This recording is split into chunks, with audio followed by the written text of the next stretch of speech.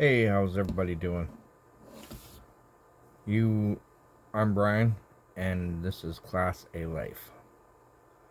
Um, in the last video, I mentioned that I might um tell you guys my life story. Um, I kind of went back and forth about it, and then um, I thought, well,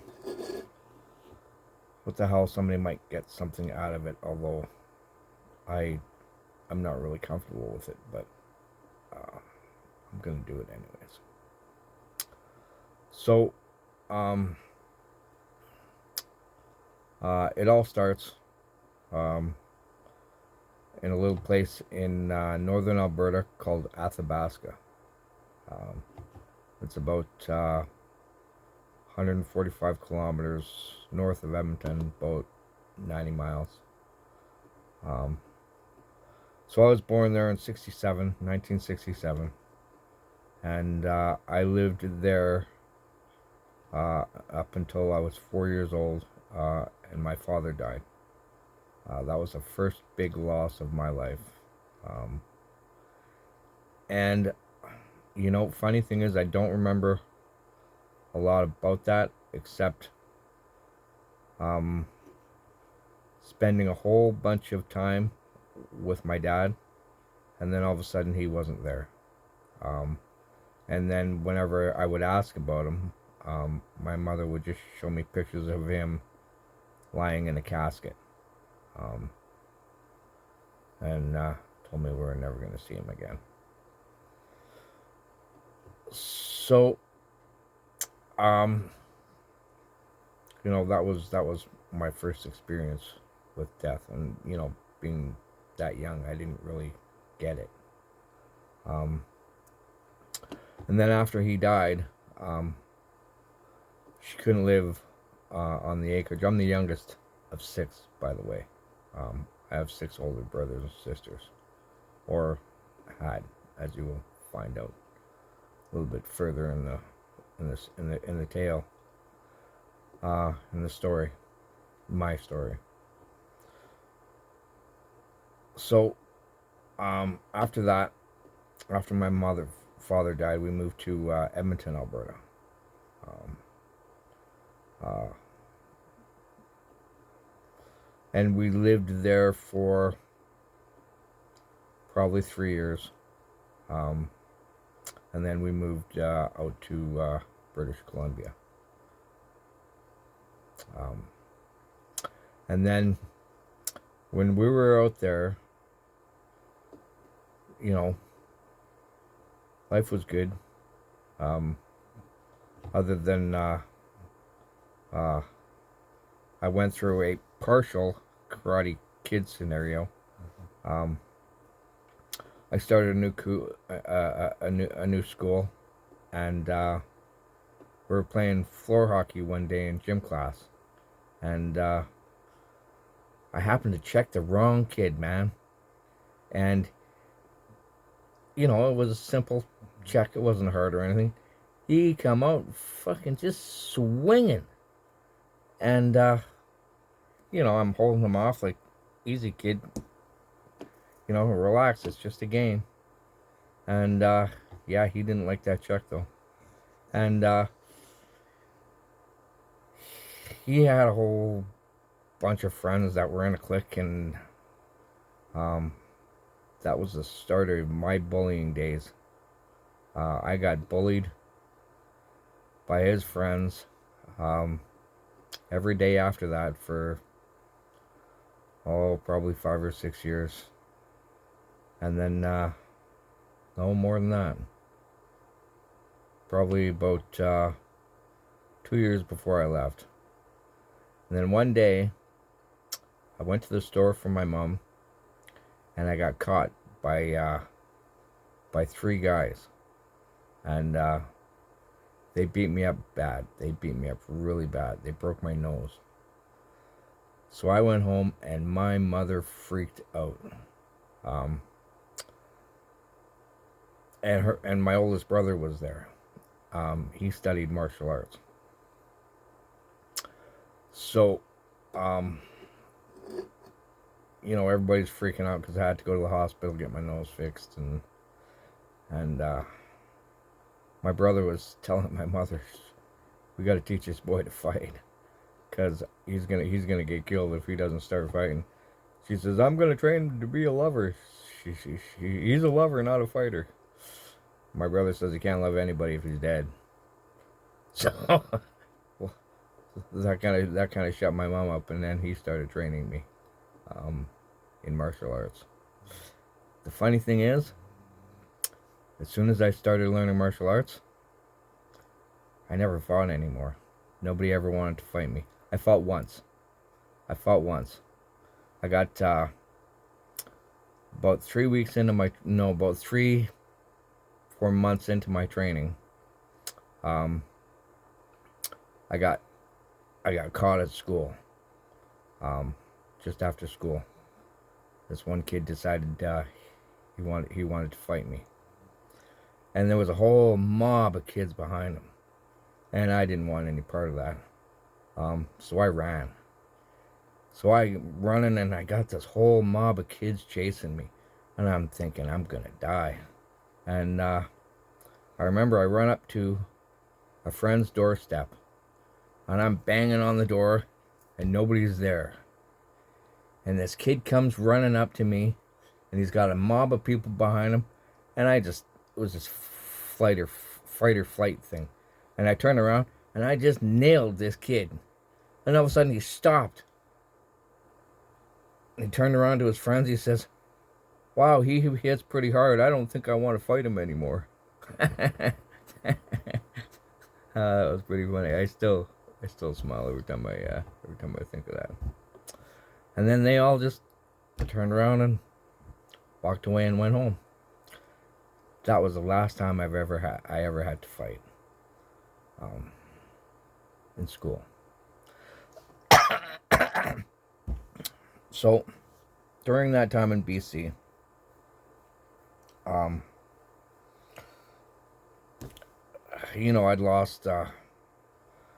lost my grandmother, an aunt and an uncle, I believe, in that time. The one that really shook me to my core was when my mother died unexpectedly at I was 15 years old. She went into the hospital for a routine operation. Had a heart attack, and yeah.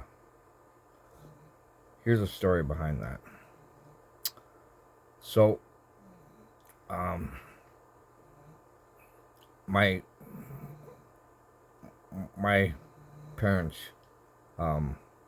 used to drink, right, way back in the 70s and 80s. But my stepfather was an alcoholic, and what he used to like to do was, when he wasn't drinking, he was the greatest guy in the world. You give this guy a couple of beers, and everybody was an asshole, and you along with them. And so he would get drunk and then decide that I needed to be disciplined. And so he'd come at me a couple of times, and I'm 14, 15 years old. Like, if I'm not deserving of it, I'm not going to accept it. And so he'd get drunk and decided I need to be disciplined, and so he'd try and take the strap to me, or something else. And but now I'm learning martial arts, and I'm kind of coming into my own, and it's kind of like, no, I'm not going to let you do this to me. So we fought a couple of times. So my mom goes into the hospital, and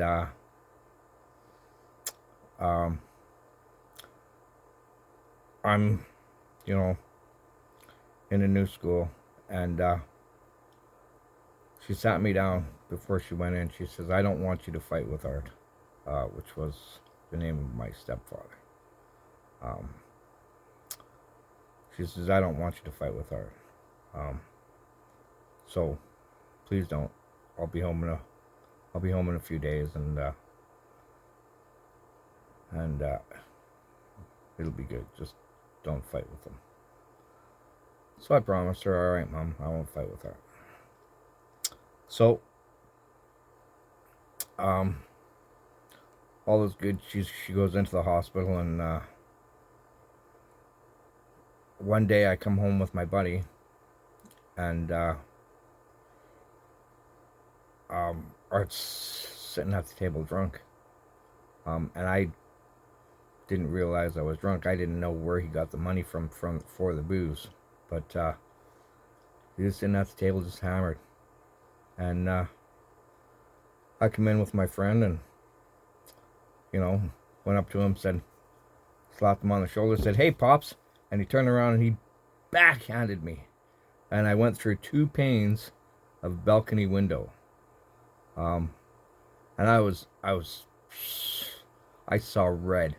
I barely even remember this, but I got up and I walked up to him.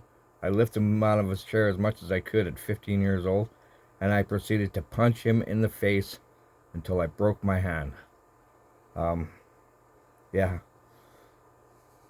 broke my hand. So I went to the hospital um, with a friend of mine. Little did I know it. While I was in there getting my hand fixed, and I told my friend, "Don't go up and see my mom. This would devastate her. Don't go up and see my mom." What did he do? He went up and saw my mom.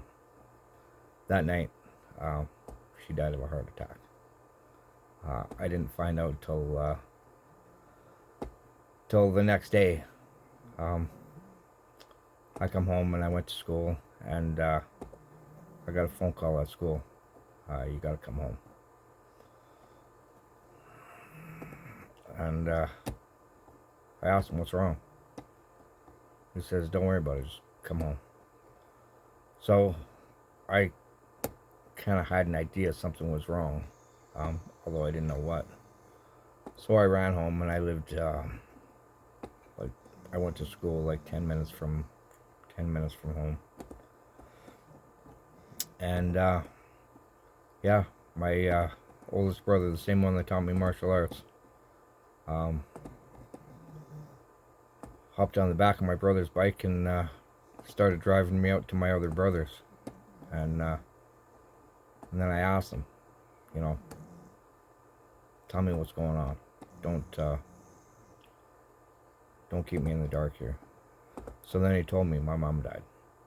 And that is when my whole world got turned upside down. The world as I knew it was never, ever, ever the same after that. And that's when death affected me so bad. Like I was lost. I didn't know what I was gonna do. I didn't know anything. I had no idea what was gonna happen. So then, after that, I got shuffled out to one of my brother's places in East Vancouver, which was bad for me. And I kind of, when that happened, I kind of went off the rails. And then I went out to my brother's in Vancouver, and that's kind of where I went off the rails. I got in with some bad people there. did some bad things, and I literally got kicked out of Vancouver. Um, I got into a whole bunch of trouble there, and the day of the court case, my lawyer phoned my brother and said, "Listen, I spoke to the judge and the prosecutor. Um, if you can get him out of town by the end of the day, and keep him out of town for the next 10 years, we'll drop all the charges. If we see him within that time, he's going to jail for a long, long time." But given the fact that his mother just died, that we're willing to give him this grace, provided that you can get him out of town and keep him out of town. That's how bad I was. So that afternoon, I was on a plane back to Alberta, and so that's when I started getting bounced around between family members. You know, and I was, you know, I went to Alberta, but I was no better off there. When my mother died, my world went for shit, and I lost it. I was a basket case for 10 years. 10 years. I was probably 25 years old, in and out of jail, before I finally decided to turn my life around. One day I got picked up because I got caught with I think I got caught coming off the bus with a little bit of weed and a boot knife. Wow, that's a drug charge and a concealed weapon charge. That was worth a couple of months in jail. So I went to jail for a couple of months, and I remember laying in there. I was laying in there, and it was a long weekend, and I was having a tough time in jail.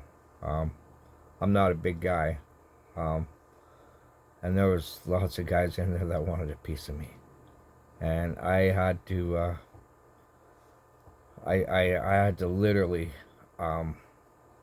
fight my way through there to keep from getting abused. I was fighting once a week, only because I was in segregation for well, not segregation, it's down in the hole. It's in what do they call it? So I'd fight, you know, and then get tossed in the hole for, you know, 3 or 4 days, come back up, get into another fight, back down in the hole for 3 or 4 days. That's how I spent that 4 months. But so I remember one weekend, it was the beginning of a long weekend, and back in those days they had radios in the cell, that was just part of the cell wall, and I think it had, you know, 2 or 3 stations, so then you could listen to the radio. I remember coming back up out of the hole, thinking, all right, just no going out into population, just stay in your fucking cell till it's time to fucking eat, then come back to your cell, try and stay out of the hole till you get this fucking bit over with, get out of here, and don't come back. And I remember I was laying there laying on my bed in the cell, and I was listening to the radio, and Arlo Guthrie came on, Alice's Restaurant. And I remember laying there thinking that I was thinking to myself, when I get out of here, I'm never coming back. That was the time. That's when my thinking shifted, and I kind of started beginning to pull my head out of my ass. I was 25 years old. And then after that, I was still drinking and drugging lots.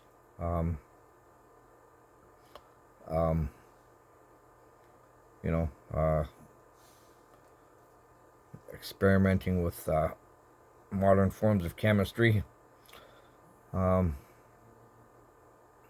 drinking lots, and I was in and out of treatment centers, and yeah, and then that's when I started to get the tools to be able to learn life. And then I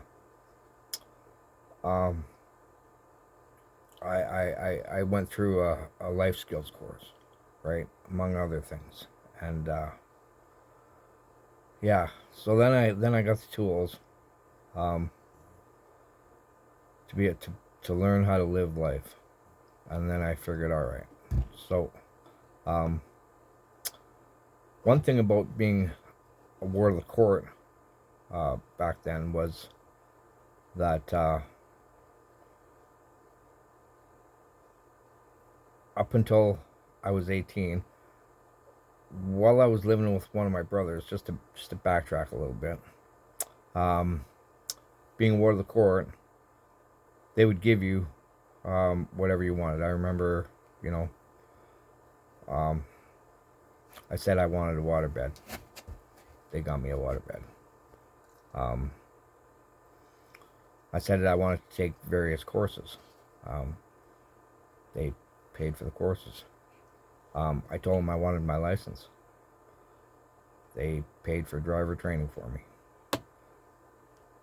So that's how I got my driver's license. I went through driver training, and then they paid for me to take the course and stuff like that. They wouldn't give me a car, the cheap bastards, but they did get me my license. So then after that, I think I was like maybe 20, and I figured, all right, well, I got this license, let's use it. And I couldn't afford a car, and my brother was on me to go get a job. I couldn't go to school anymore. I kept on getting kicked out of school. And then finally I just quit. I think I got to grade 9 or 10. Then I just quit. So he was on me to go get a job. You know, so back then we didn't have the internet. Looking through the paper, and I saw an ad for a cab driving job. So I phoned him up, and the guy says, "Oh yeah, come on down." And you know, it must have been karma, because that afternoon, I had a job.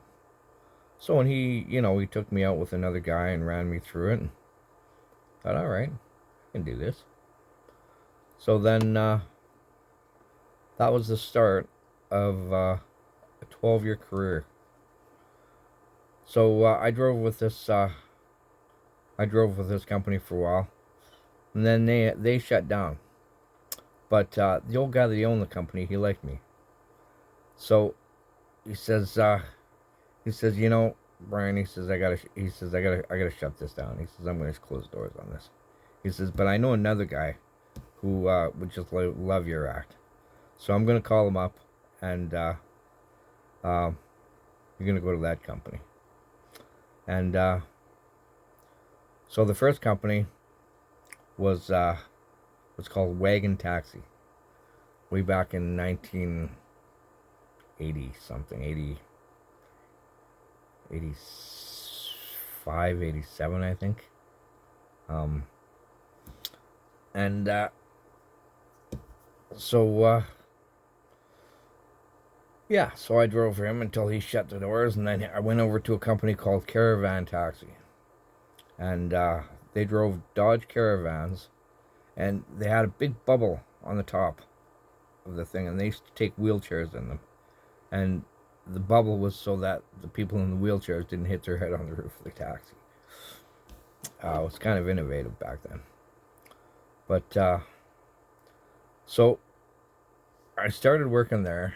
I was there about a week, and that's when the Edmonton Oilers were winning Stanley Cups one year after the other.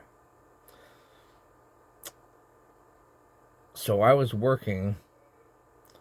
I was driving night shift for this company, and I was working during one of the last playoff games, and the Oilers won the Stanley Cup, and Edmonton rioted.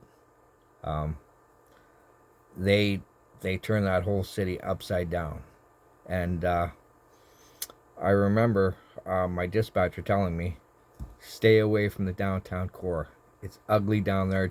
Don't go near downtown if you can avoid it at all." Um, and that was a heck of a night. I got sideswiped. I got windows punched out. Um, it was ugly. It was ugly. So I drive back into the shop, and I'm thinking, yeah, this is probably my last day working here. And so I went in and saw the owner of the company and told him what had happened, and he says, "Oh yeah," he says, first of all, his attitude was way too chipper, and something just didn't rub with me. He says, "Oh yeah, well, let's go inside and check it out."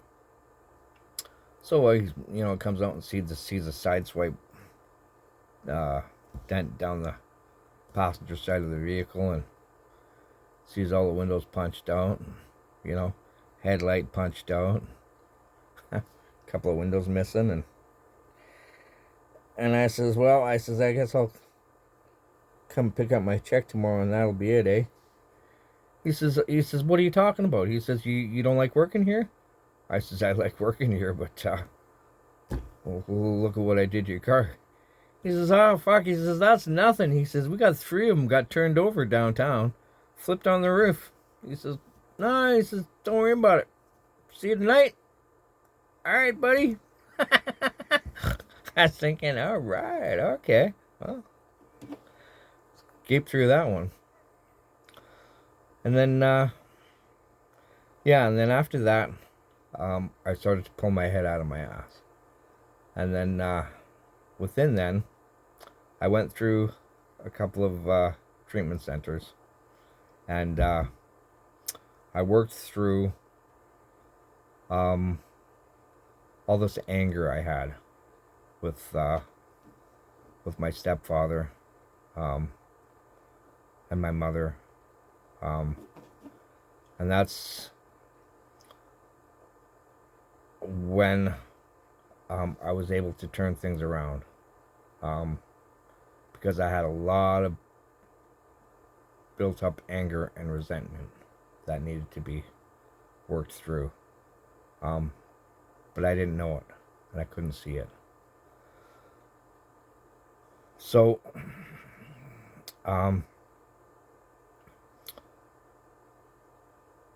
after that, I started to get my shit together, and then I went on driving taxi for a few more years,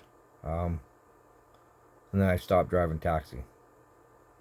And I went on to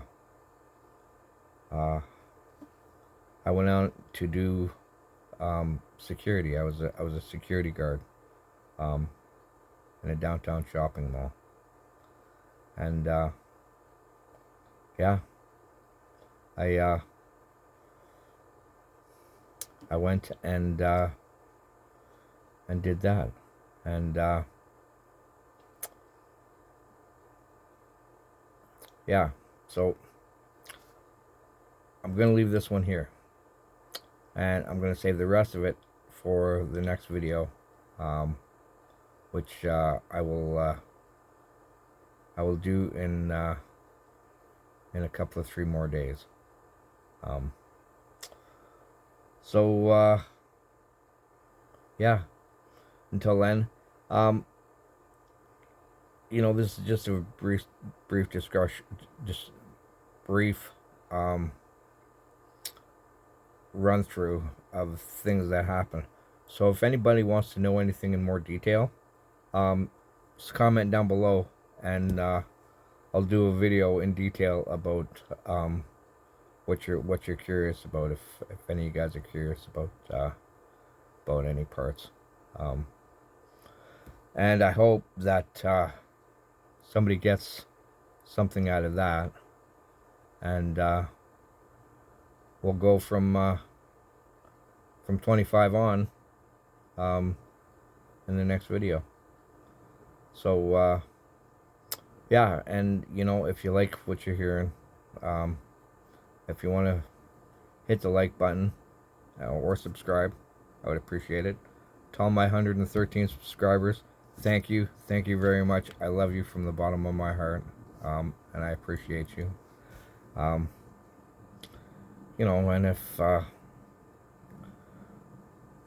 if you don't want to subscribe, I understand that too. This isn't for everybody, and given the way things are going, I'm kind of struggling here a little bit, but we'll get this stuff figured out. But yeah, so until the next one, everybody be good.